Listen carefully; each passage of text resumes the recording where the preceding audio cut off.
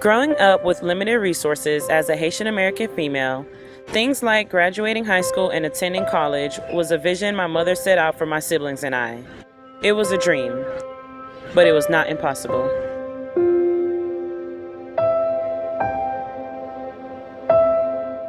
I graduated from Florida A&M. I work at US Dream Academy here in Orlando, Florida.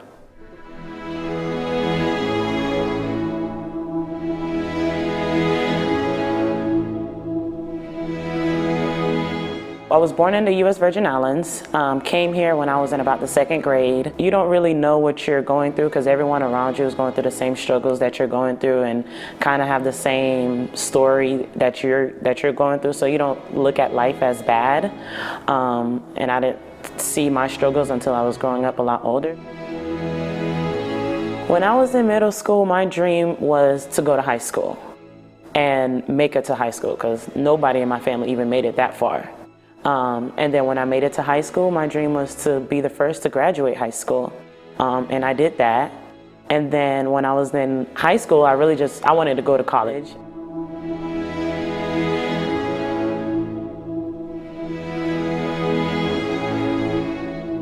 She always said, you have to go to college, this is the only way out, this is why I work so hard, is for you guys to get to where you're going. She wakes up every morning, 7, 8 a.m., make us something to eat, wake us up for school, and then she was out the door and then we wouldn't see her till 6 p.m.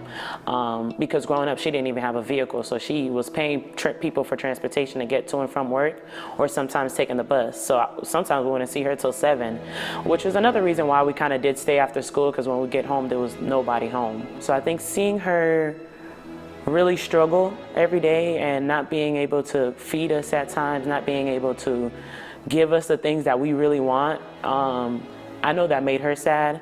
So I know she wanted the best for her kids, so that's why I ended up wanting to go to college, so that I could provide a life for her and for my family that she couldn't provide for me.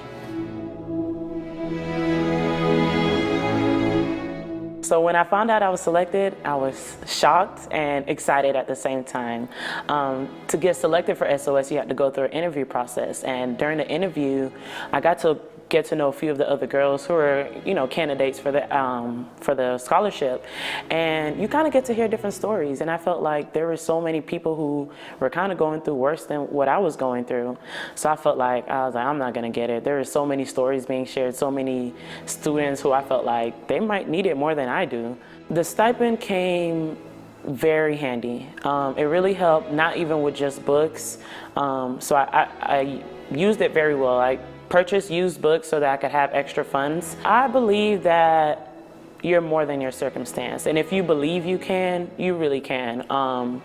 So I feel like I doubted myself so many other times, but that's when the importance of a village comes in. It does take a village to raise a child.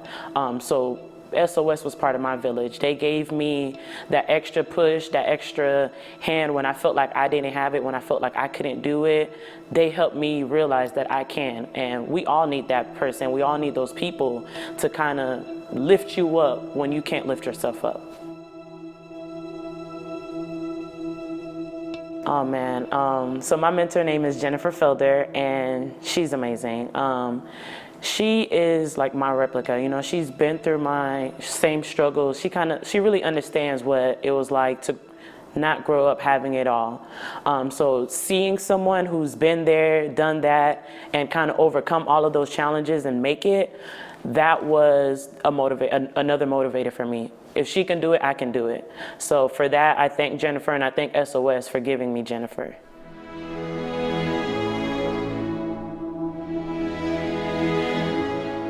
The SOS donors, they really changed my life. If it wasn't for them, if it wasn't for the efforts and the time and the money that they spent to help me get to where I'm at, I wouldn't be here right now. They helped me escape poverty.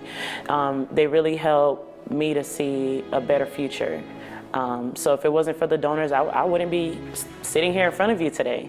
So I thank the donors for all that they've done and all that they've contributed to SOS and to me. My 2 younger siblings are now in Tallahassee attending school. So I started a cycle in the family that will continuously go on from here on out. I believe because SOS provided this opportunity to me, it allowed another generation to follow in my first steps and to have the same opportunities and do the same things that I did.